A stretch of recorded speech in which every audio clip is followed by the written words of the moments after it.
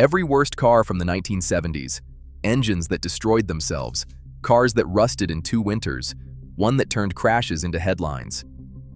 This was the decade American cars hit rock bottom. Let's count them down. Starting our countdown at number 10, the AMC Gremlin, produced from 1970 to 1978.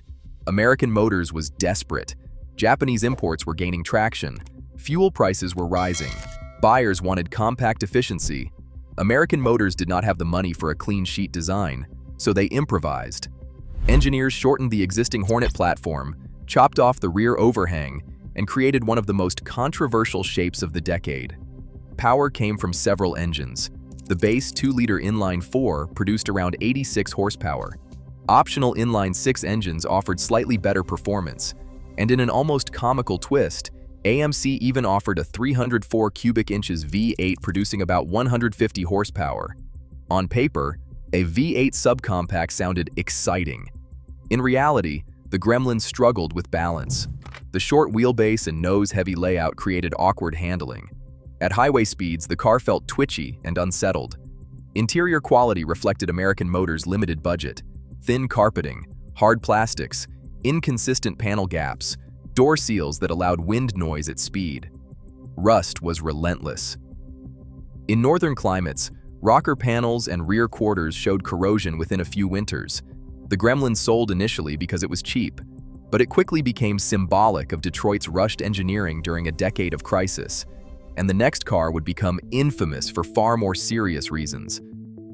Number 9 is the Ford Pinto, produced from 1971 to 1980. Ford pushed the Pinto through development in roughly 25 months. That was extraordinarily fast, even by early 1970s standards. It was built to a strict weight and price target. Around $2,000 base price, under 2,000 pounds curb weight. Engines ranged from a 1.6-liter 4-cylinder producing about 75 horsepower to a 2.3-liter version making roughly 88 horsepower. Acceleration was slow. 0 to 60 miles per hour took more than 12 seconds. But performance was not the Pinto's defining flaw. The fuel tank was mounted behind the rear axle with limited structural reinforcement. In rear-end collisions above approximately 25 miles per hour, the tank could rupture. Escaping fuel sometimes ignited. Internal cost analyses later revealed discussions comparing redesign costs to projected legal settlements. The public reaction was severe. Beyond the fuel system controversy, the Pinto suffered from thin sheet metal, weak bumpers, and early rust. Build quality was inconsistent. Interiors felt fragile. Electrical issues were common. More than 3 million units were sold. But the name Pinto became permanently associated with corporate negligence, and the next car proved that General Motors was not immune to disaster. Number 8. The Chevrolet Vega was produced from 1971 to 1977. General Motors introduced the Vega as a revolutionary compact car designed to compete globally. It used a lightweight 2.3-liter aluminum inline-4 engine, producing between 70 and 110 horsepower depending on configuration. The engine block was innovative. It used a silicon-treated aluminum bore instead of traditional iron cylinder liners. In theory, it reduced weight and improved efficiency. In real-world conditions, it failed. Engines overheated, cylinder walls wore prematurely, oil consumption skyrocketed. Some owners reported adding a quart every few hundred miles. Head gaskets failed regularly. Cooling systems struggled in warm climates. Then there was the rust. Despite claims of improved corrosion protection, fenders, rocker panels, and door bottoms corroded rapidly. In northern states, visible rust sometimes appeared within 2 years. Consumer reports heavily criticized the Vega's reliability.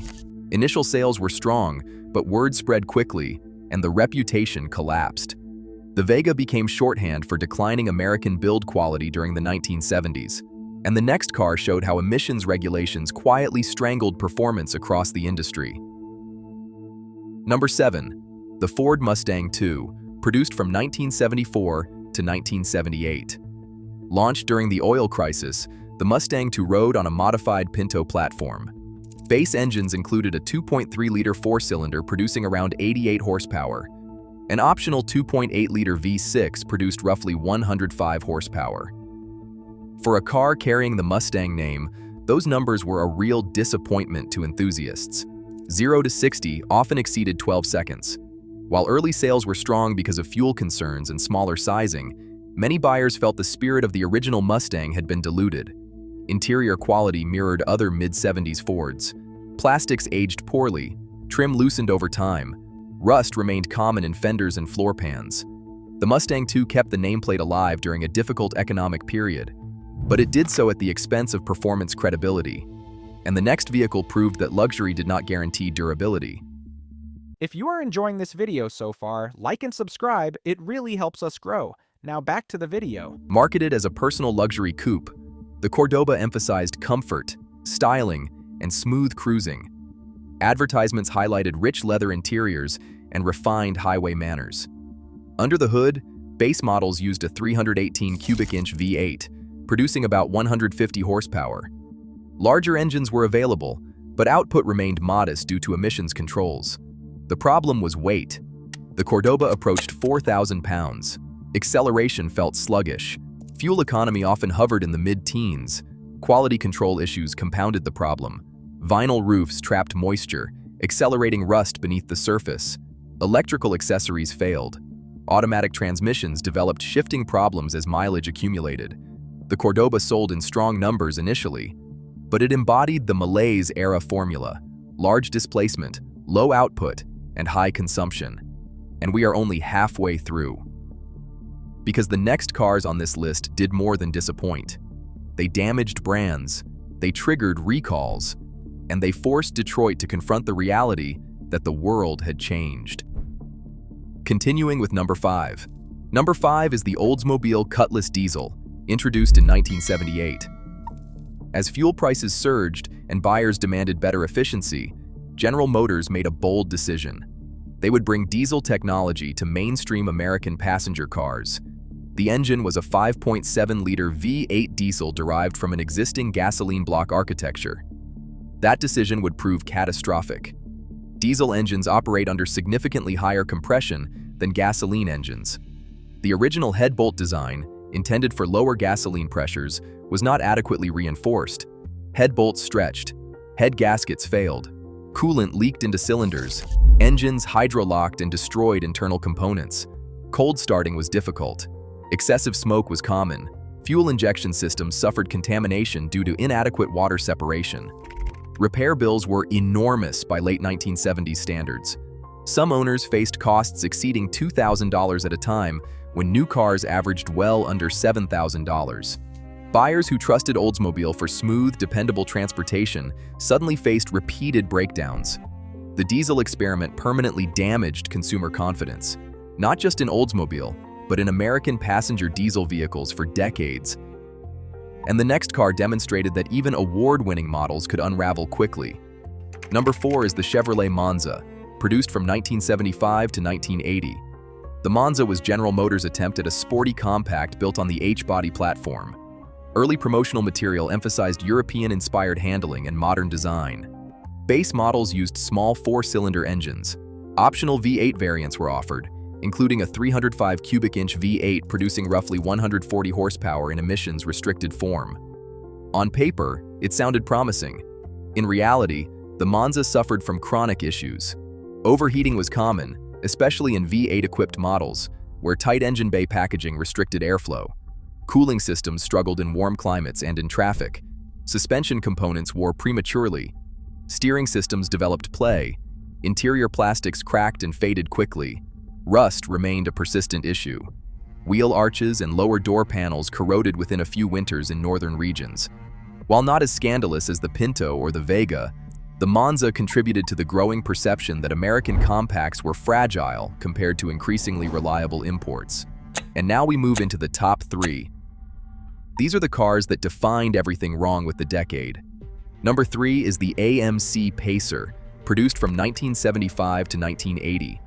Marketed as futuristic and innovative, the Pacer featured an unusually wide body and an expansive glass area. Engineers designed it to maximize interior room within compact exterior dimensions.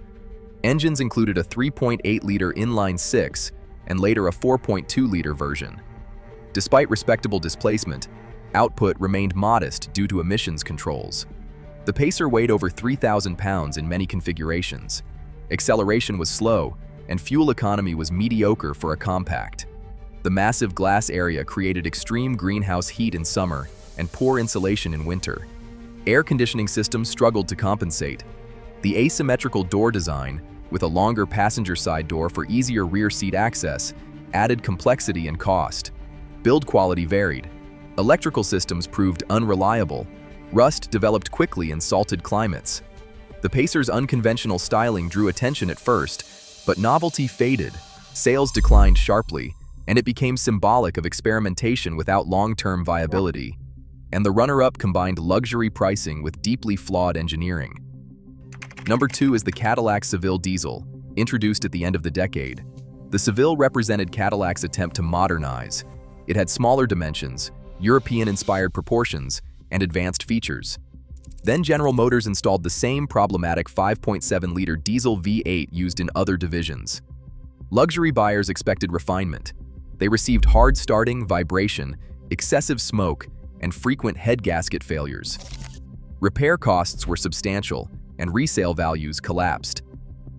For a brand built on prestige and smooth V8 performance, the diesel Seville damaged Cadillac's image during a critical transitional period. But the worst American car of the 1970s was not just unreliable, it was dangerous. Number 1 is the Chevrolet Citation.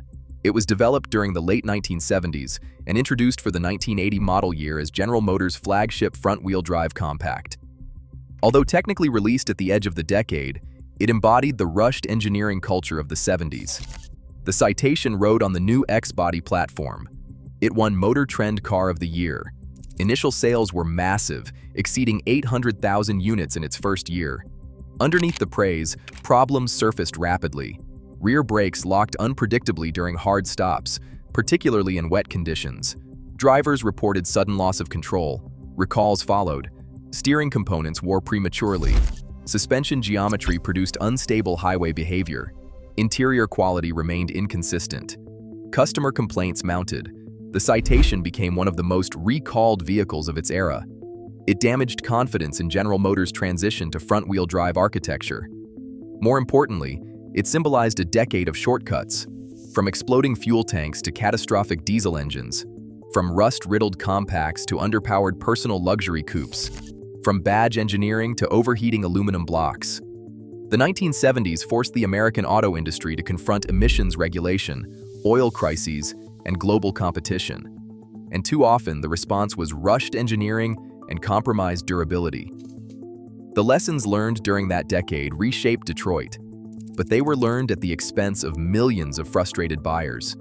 And sometimes, the cost of a bad idea lasts far longer than the car itself.